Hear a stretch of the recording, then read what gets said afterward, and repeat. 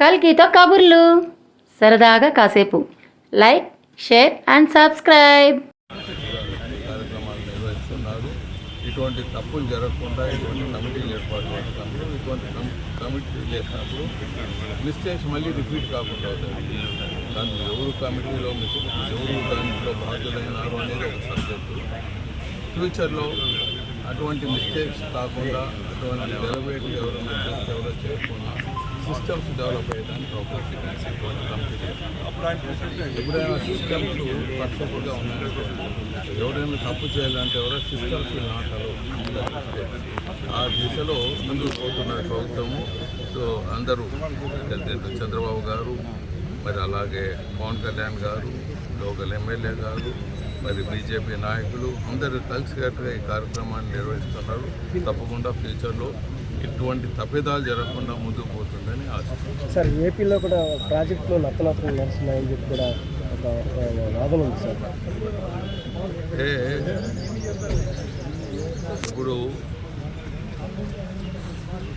ముగ్గురు త్రిమూర్తుల రాజ్యపరిపాలన ఇప్పుడు రాకుండా ఉండింటే రాష్ట్రము మనకు తారేడారు మాదిరి అయిపోయేది. అట్లా కాకుండా ఇప్పుడు ఒక రైల్వే లైన్ ఎలా చక్కగా ఉంటుందో అలా చక్కగా పెట్టే దిశలో ముందుకు పోతున్నారు ఈ ప్రభుత్వము. ఎన్ని అవాంతరాలు, ఎన్ని కష్టాలు వచ్చినా మళ్ళీ వెళ్ళిన ప్రభుత్వము బ్యాంక్రప్ట్తో ఏమీ లేకుండా అప్పుల పాలై వెళ్ళిన ప్రభుత్వానికి మరి వీళ్ళు ఏదో విధంగా సంపదను కూడగట్టుకొని ఒక గుడ్ విల్ని క్రియేట్ చేసుకొని ఇండస్ట్రీస్ పరిశ్రమలో విప్లవాన్ని తీసుకొని వచ్చేది, అగ్రికల్చర్ విప్లవం తీసుకొని వచ్చే దిశలోను మళ్ళీ పవర్ ఈజ్ వెరీ ఇంపార్టెంట్. పవర్ని ఒక విప్లవంగా ముందుకు తీసుకుపోతున్నారు. సో ఈ విప్లవంగా తీసుకుపోవటం మీకు ఆనవాయితీగా ఇచ్చే ప్రజలకు ఇచ్చే బెనిఫిట్స్ని దండి కొట్టకుండా ఆ కార్యక్రమానికి ఇంకా ఎక్కువ సహాయ సహకారాలు ఈ ప్రభుత్వం ఇస్తూ ముందుకు పోతున్నది. సో అందరూ మనం అభినందించాలి. ఇటువంటి కార్యక్రమాలు చేసేటప్పుడు ఎవరు చేసినా, ఈవెన్ అపోజిషన్ మంచి కార్యక్రమాలు చేసినా అభినందిస్తాం, ఎవరు మంచి కార్యక్రమాలు చేసినా అభినందిస్తాం. సో అభినందించాలి ఇటువంటి కార్యక్రమాలు చేసే ముందని నేను ప్రాజెక్టులకు సంబంధించి కేంద్రం నిధులతో మాత్రం వచ్చేటువంటి ప్రాజెక్టులు ముందుకు సాగుతున్నాయి. ఈ రాష్ట్రంలో మాత్రం నడకన సాగుతుందని చెప్పి మీరు కామెంట్ అయితే చేసుకుంటారు.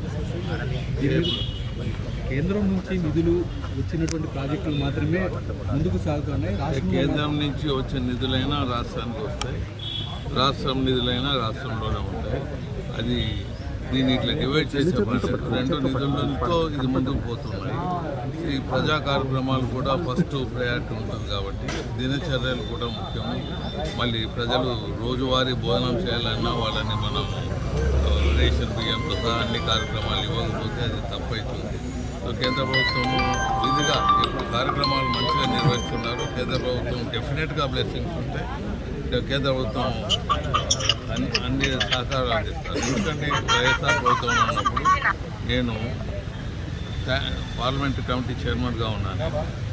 2 సంవత్సరాలు నేను ఉన్నాను. 2 సంవత్సరాలు కూడా దేశంలో 1,00,000 కోట్లు ఇప్పిస్తే 40,000 కోట్లు రాష్ట్రానికి ఇప్పించాం. అప్పుడు పార్లమెంట్ కమిటీ చైర్మన్గా ఉన్నాను. నాకు కొద్దిగా అవకాశాలు దండిగా ఉన్నాయి. ప్రభుత్వాన్ని ఒప్పించి తీసుకుని వచ్చే దిశలో కేంద్ర ప్రభుత్వాన్ని, బీజేపీ ప్రభుత్వాన్ని ఒప్పించి తీసుకునే దిశలో ముందుకు పోయినాం.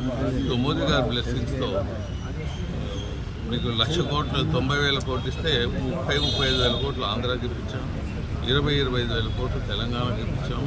ఇది ఒక చరిత్ర. 2 సంవత్సరాలు ఇప్పించాం తెలుగు ప్రజల కోసం. అక్కడ తెలంగాణ ఏ పార్టీ ఉంది చూడలేదు, ఆంధ్రాలో ఏ పార్టీ ఉందని చూడలేదు. సో బీజేపీ ప్రభుత్వం అలా చేసింది. ఇప్పుడు కూడా అలాగే చేస్తున్నది, ఇంకా బాగా చేస్తున్నది కాబట్టి ఇంకా పెద్ద ఎత్తున చేస్తారు.